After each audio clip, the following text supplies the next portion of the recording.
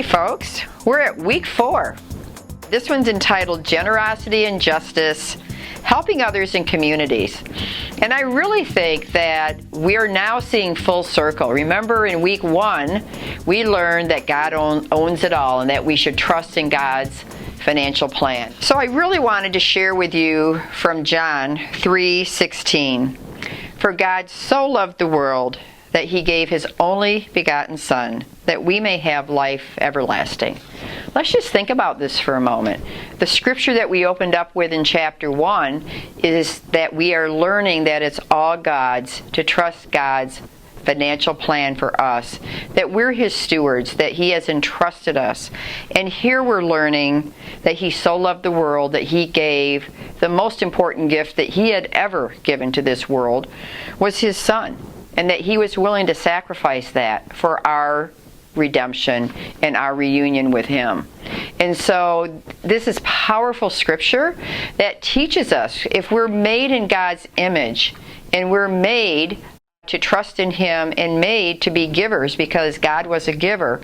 So just what does it mean for us to be God's chosen people and to be generous people? And from Ephesians we hear, therefore, as God's chosen people, holy and dearly loved, clothe yourselves. Think of that, clothing ourselves with compassion, kindness, humility, gentleness, and patience. Be kind and compassionate to one another, forgiving each other, just as Christ God forgave you.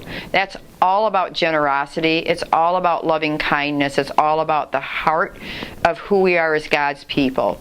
And so as we think about this whole journey of stewardship, where we're blessed with life, we're blessed with family, we're blessed with opportunity, and for many of us, blessed with abundance. If this is ultimately what we're about as God's people, to clothe ourselves not with material possessions, but with all of these amazing attributes of compassion, kindness, humility, gentleness, and patience.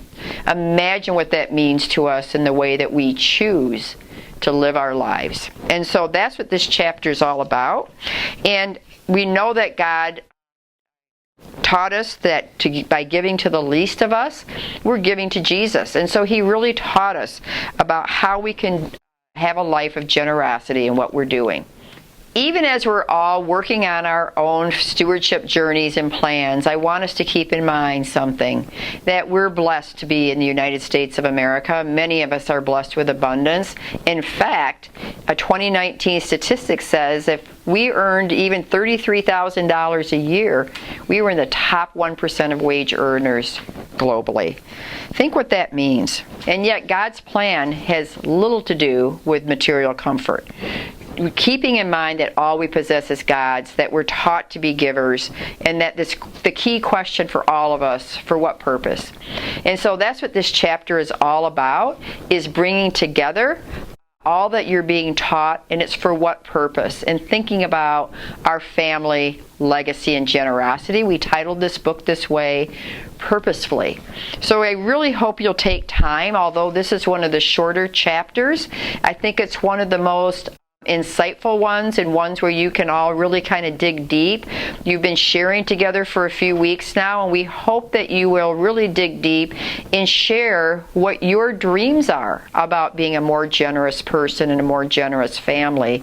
To think about what you've learned in those first 3 weeks that you can apply so that you can be generous now, perhaps with modest resources but more time. Remember that we're clothed in compassion, humility, gentleness, generosity, all of those kind of things, and what we might be able to do over time to aspire to be more generous.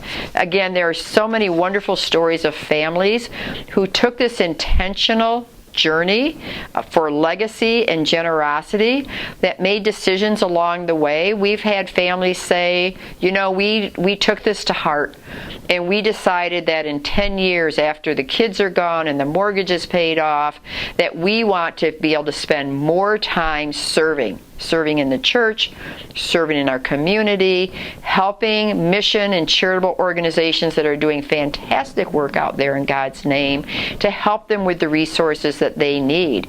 And folks have been able to do that by making intentional decisions in prayer, planning, devoting their time, and a greater share of their resources. And so I hope you'll really enjoy this chapter. Share together, dream a little, and think about what you can do to be generous with your resources, with your time, teaching our children's children. Remember our covenant to pass this along for the generations. If we're taught to be in God's image, that God is a giver, and that this is ultimately the covenant that He wants us to carry forward for the generations, how we can teach our children and practice that ourselves. And this last thought is, consider this one single word: joy. There's blessing in generosity, there's blessing in giving that far exceeds the gift that you've given. What you'll receive in return is heartfelt, it's joyful, it's a wonderful, wonderful way to live our lives. God bless.